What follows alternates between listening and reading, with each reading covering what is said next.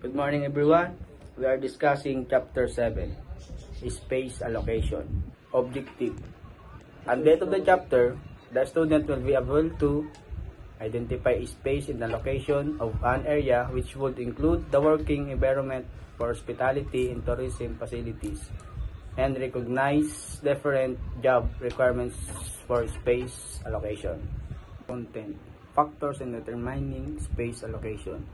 Space planning is a process of organizing and allocating areas to accommodate furniture, fixture, and equipment that should harmoniously work together and accommodate the needs of users such as the visitors of workforce, whether for a specific function of several activities. The ideal space should be able to balance utility, comfort, and beauty that transcend over the period of time. Space allocation. Space is a critical asset for all facilities, including institution and commercial establishment in hospitality and management.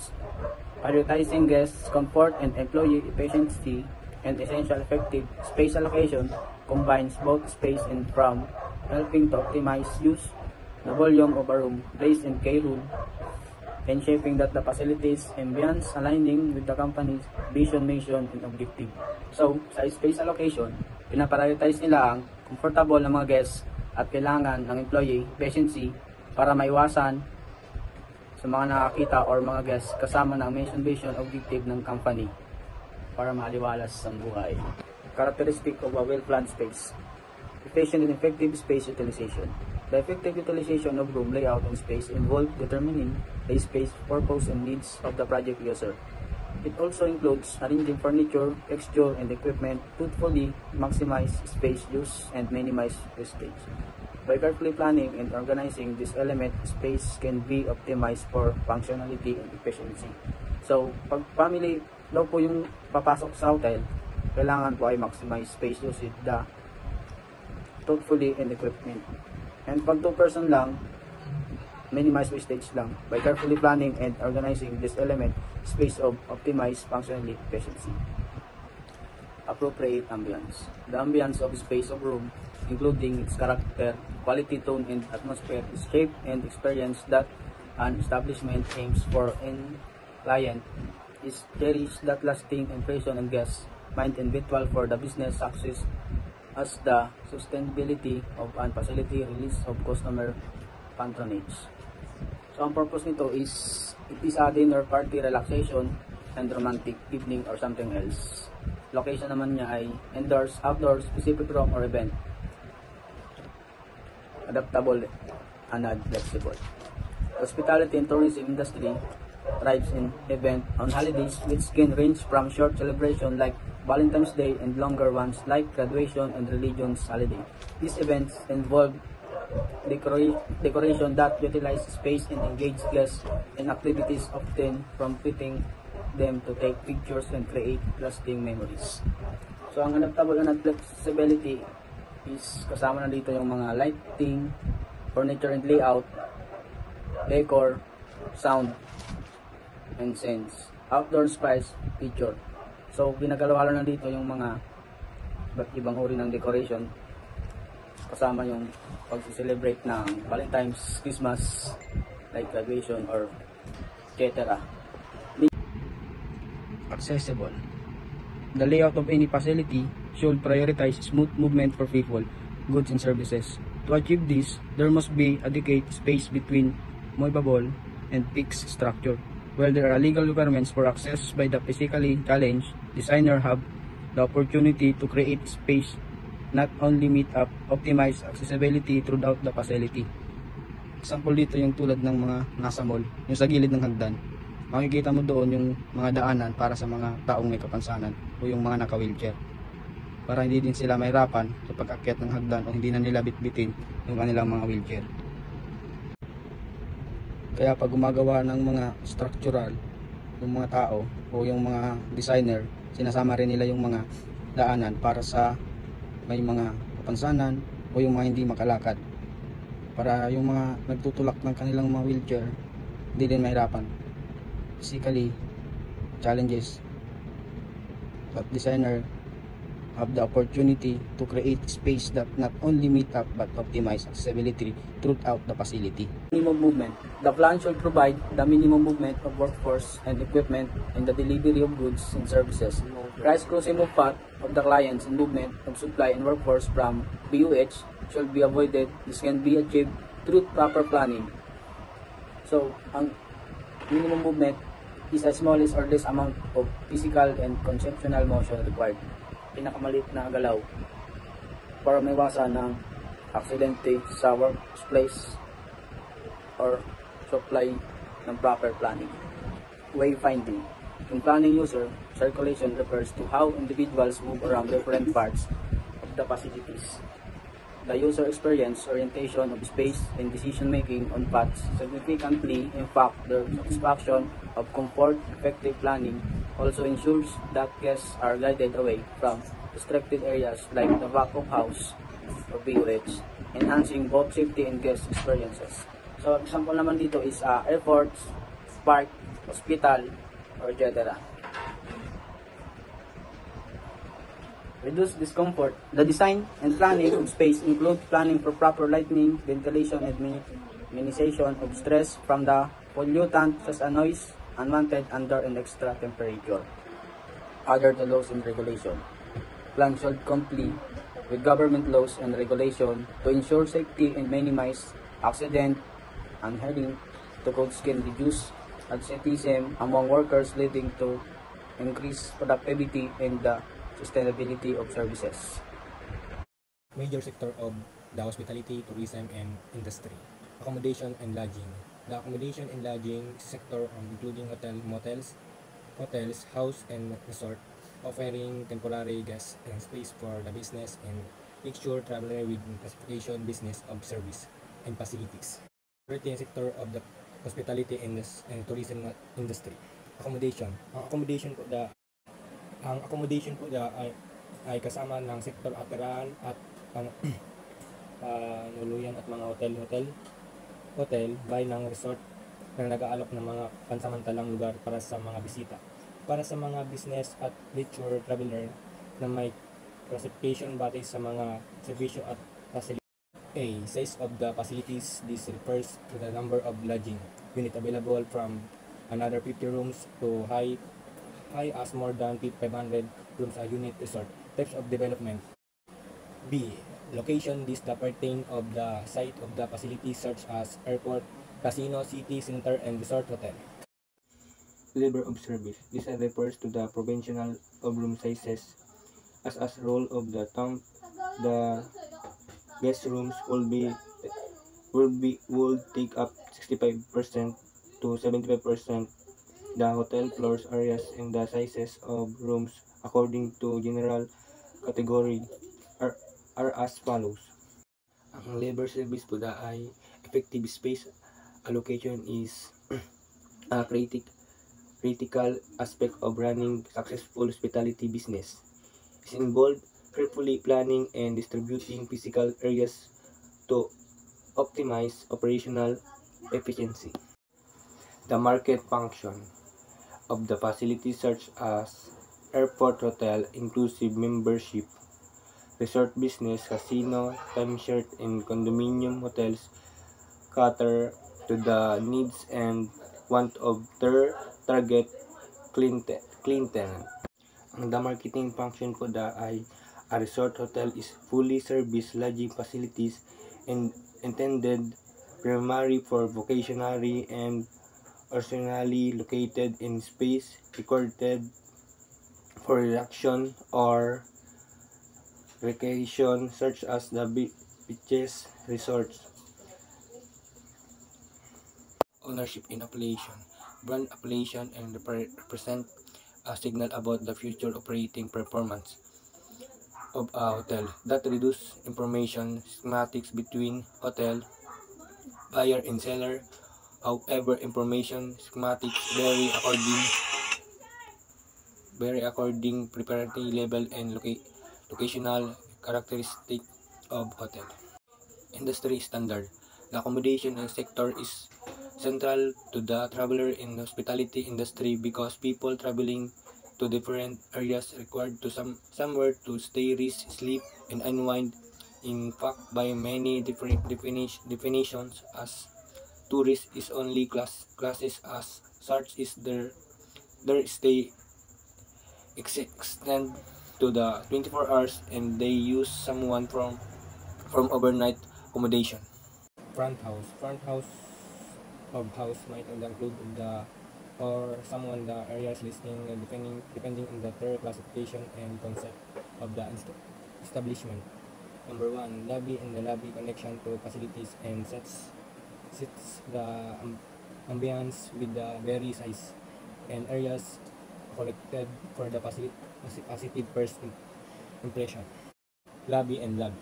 Number A, para sa sirkulasyon na at pangalawang mga bisita, 0.70 hanggang 1.0 square meter bawat guest room. B, para sa settings area, 0.06 hanggang 0.10 square meter bawat guest room. C, para sa luggage room, 0.05 hanggang 0.10 square meter bawat guest room. Ang registration at front desk ay isang makakalaga ng lugar para sa mga check-in at lumabas ng mga bisita sa hotel na hanggang kailangan ng mga mahusay na 0.30 hanggang 0.40 square meter bawat guest room. Washroom provide hygiene facilities including the laboratory and toilet and can accommodate physicality managed guests or LGBTO plus members with facilities ranging from 0.05 to 0.10 square meter per guest room. Ang washroom ay mga banyo na nagbibigay ng mga pasilidad ng kalinisan, kabilang ng mga laboratory at banyo ng maaaring tumatanggap ng bisita. May physical at heritage o mga miyembro ng LGBTQ na may mga pasilidad na mula 0.5 hanggang 0.10 metro kwadrado bawat kwarto pasilidad. Lodging facilities, guest room including the bathroom and corridors typically make up 50% to 60% of the floors. Area in hotels with the different room types of date by different categories. A, by beds, B, by size, C, by luxury. Ang lodging facilities na po ay ang by beds na po ay itong sa tabi ng mga kasama. Tapos ang by size naman na po sa laki ng kama. Ang by luxury po ay sa pamamagitan ng mga karangyaan. So the next is catering and conference, restaurant service guests in various accommodation with the food quality being a standard space requirements and determined by seating capacity, arrangement, and operation with guest area making up 70% total outlet space. So nandito yung spacing of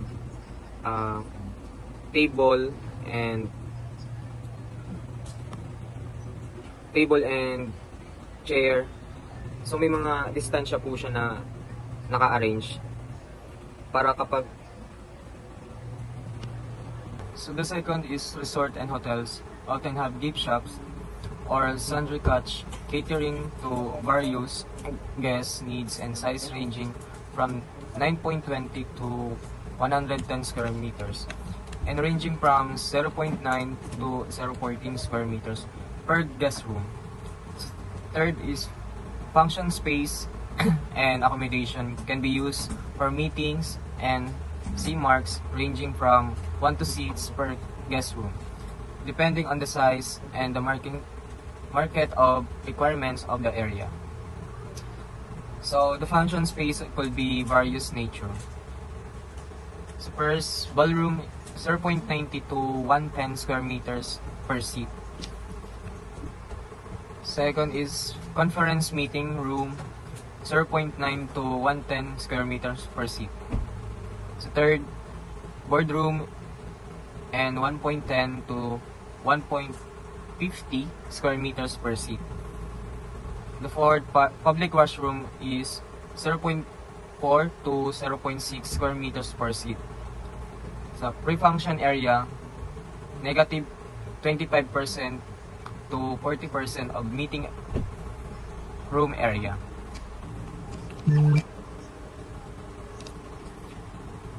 Amenities and recreation areas. Facilities provide recreation areas for both active and passive actives for children and adults.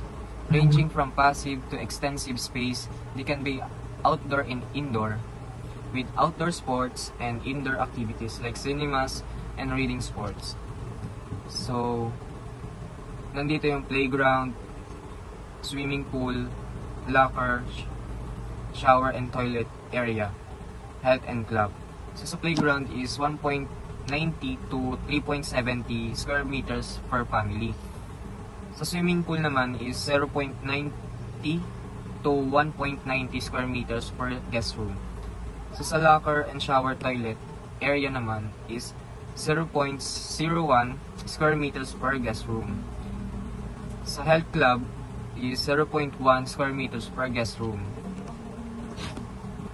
The circulation for recreation facilities varies from 50% and to 20% of the total public areas. However, areas for meeting rooms are included for they are under the per function area. The bigger and circulation space, the more grandiose the facility. So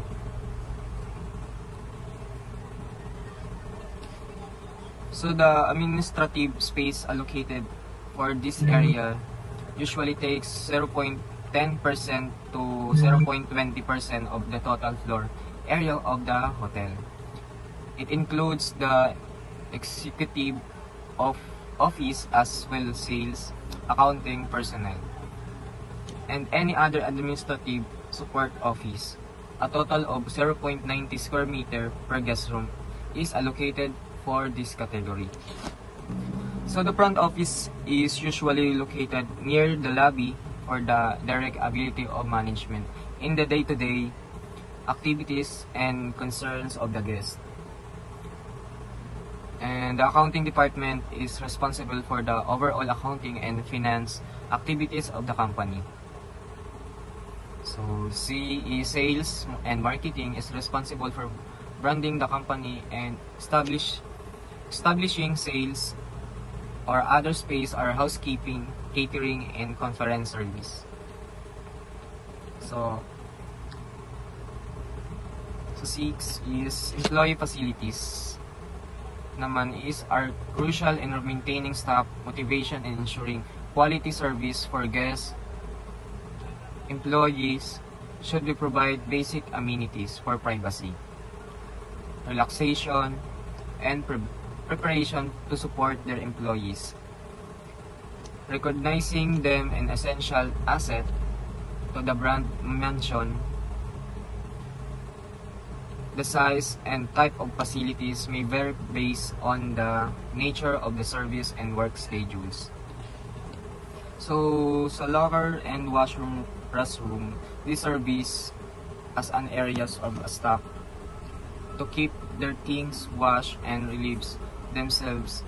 This require at least 0.1 to 0.90 square meter per employee.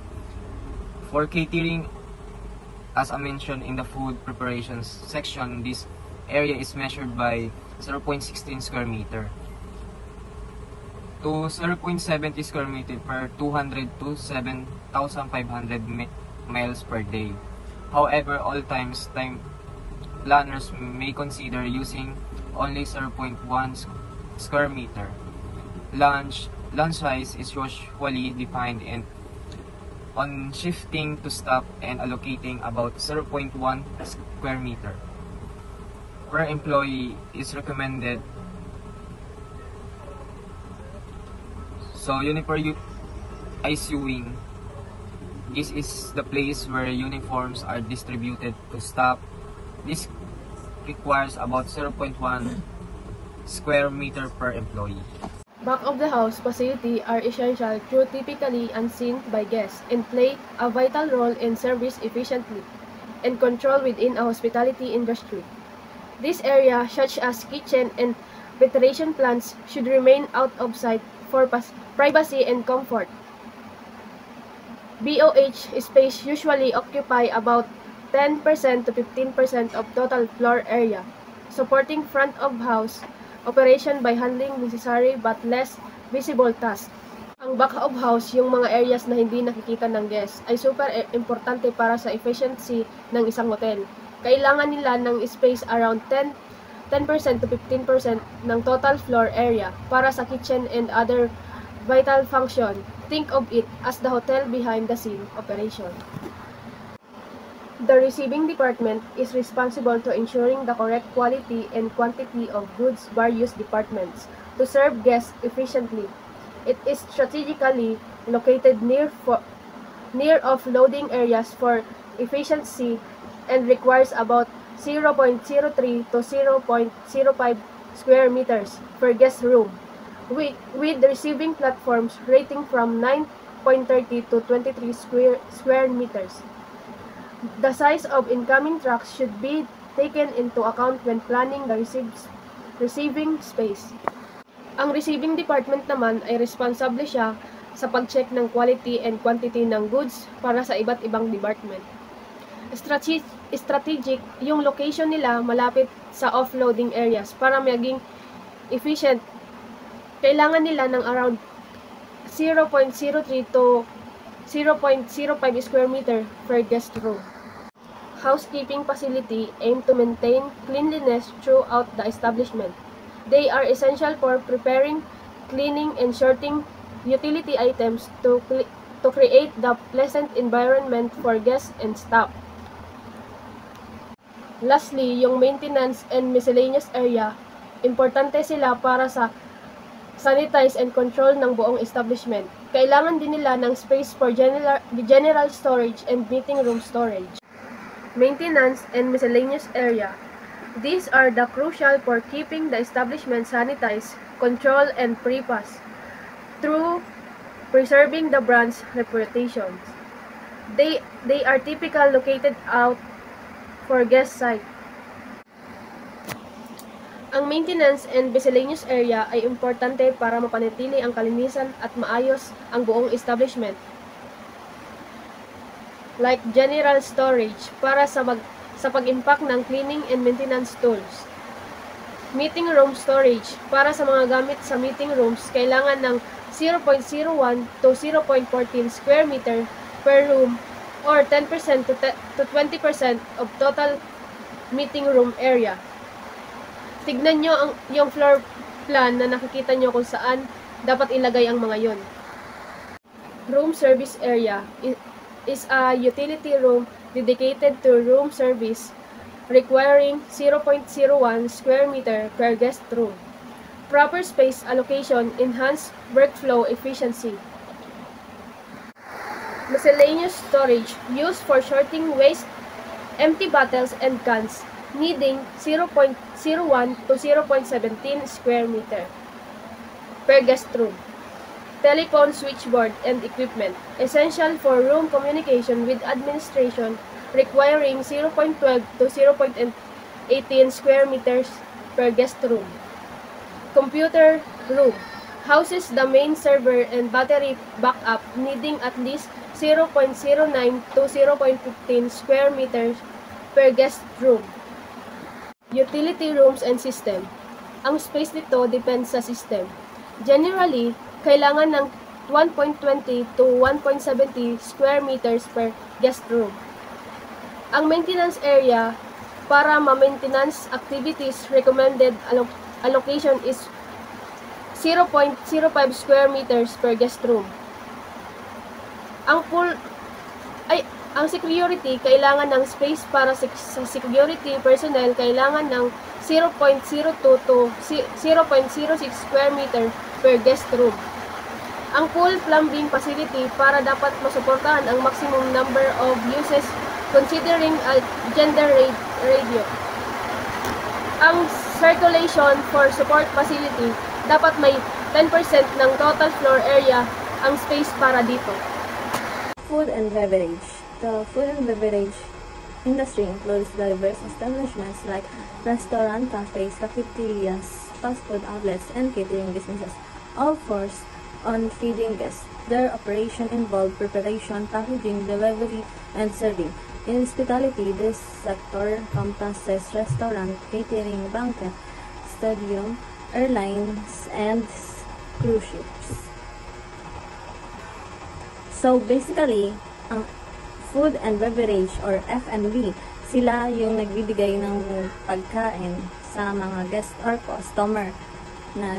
Nagbibigay din sila ng offer like catering. Restaurant, there are several types of restaurants such as fast food, casual and contemporary, casual dining, buffet, and fine dining. Their differences come in the form of price point, ambience, and food service. These greatly affect the space of not just the dining area, but also the kitchens. Catering and banquets. For facilities that provide catering and banquet services, storage areas, chairs and table, and other equipment such as stuffing dishes, cutleries, linens should be considered in the planning design. So, dapat tugma siya sa team and nagagawing design for catering. Restaurant example is fast food is affordable and casual dining is not affordable for normal people. And the ambience is mas maganda pag sa casual dining merong yung classic na music na nakakapagaan and mga design. Airline and cruise ship. Cruise ship serve hundreds of meals at each sitting, offering various dining options like informal buffet, fine dining, and room services. Ang cruise ship ay nagbibigay na silang option like informal buffet and fine dining kasi madami ng tao, serve hundreds of people and thousands of people. And for airlines, provide a range of food services from basic drinks and economic class to 7-course meal in business class. For airlines, ang in-offer lang nila na food is basic drinks sa economic class and sa business class is 7-course meals. Magkaibang seat yun. Kasi magkaiba rin ang binabayaran nila for economic class and business class. When designing a food and beverage facility, it's essential to consider one-time setting for efficient planning. Facilities are typically divided into 3 main areas.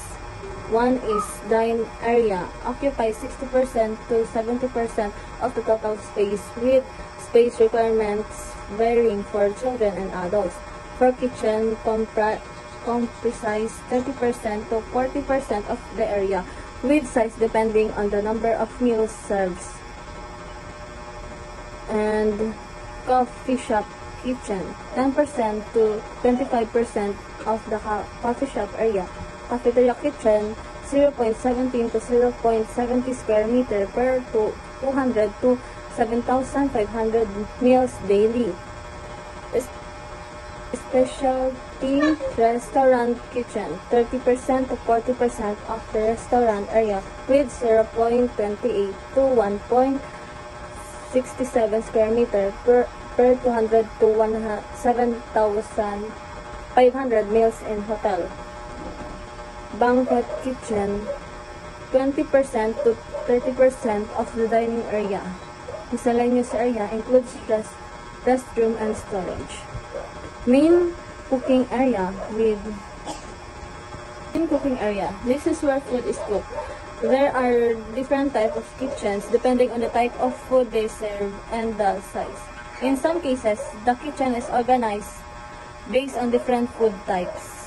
Like for sa fast food, yung gawa ng French fries, meron lang maliit na space para doon. Aside from the kitchen where food is cooked, areas such as food storage and dishwashing and sanitation areas are almost always present in any preparation area in the food and beverage industry. Food storage area This takes up 35% to 40% of the entire kitchen space. However, the types of food to be stored should always be considered. Some foods required refrigerated storage, while the others require dry low temperature. Refrigerated storage.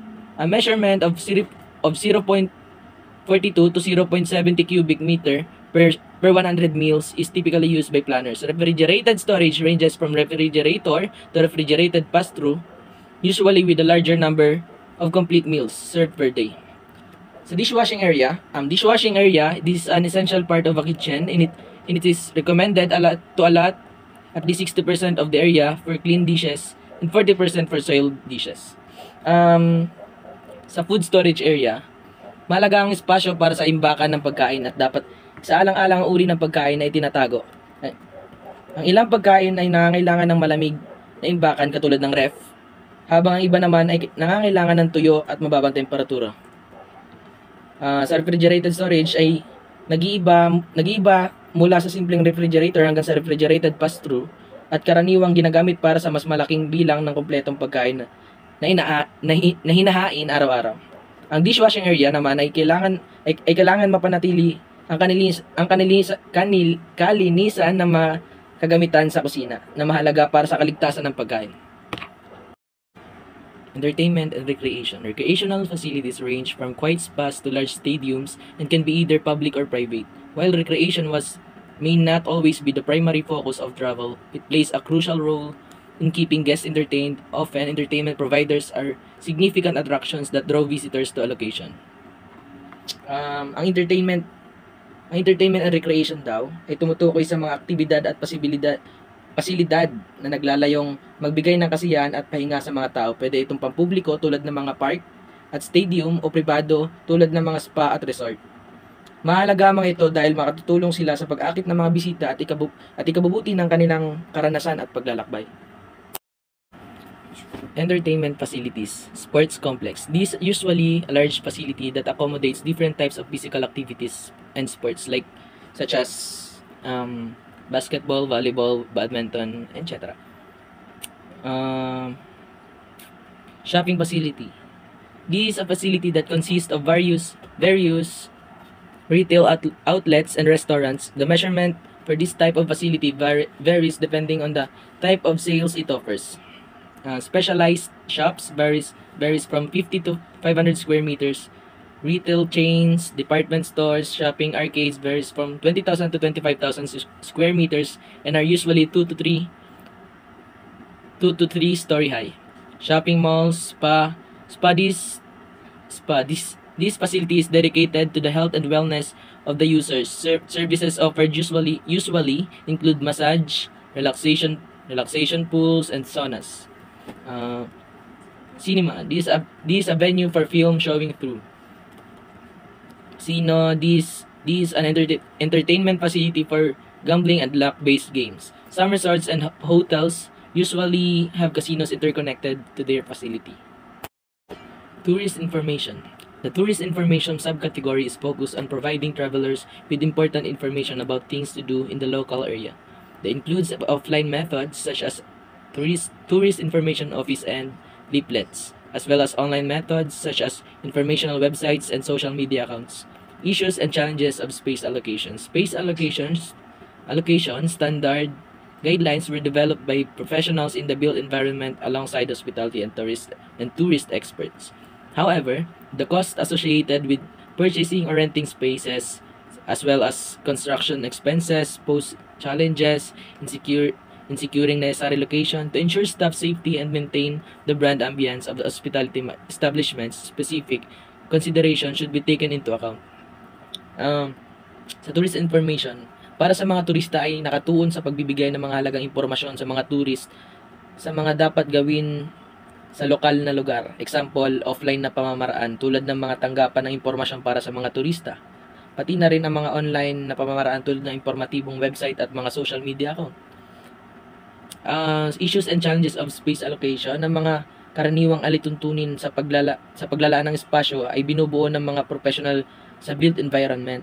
Sa issues and challenges of space allocations, we have financial constraints, operational consideration, creative solutions, strategic partnerships, prioritize needs, and invest in planning. As I said, number 1, identify the key products and services of the establishments. A pop-up counterpart of the business needs to have all output of the regular shops. Number 2, choose equipment that is multifunctional to avoid redundancy that will result in the wastage of space. Number 3, creating a window-like effect and provide the visual illusion of space. 4, maximize the use of wall space instead of using furniture and cabinets that occupy a floor space. Number 5, illumination. Create spaces, a combination of natural lighting when available, and different layers of light can widen space. Thank you.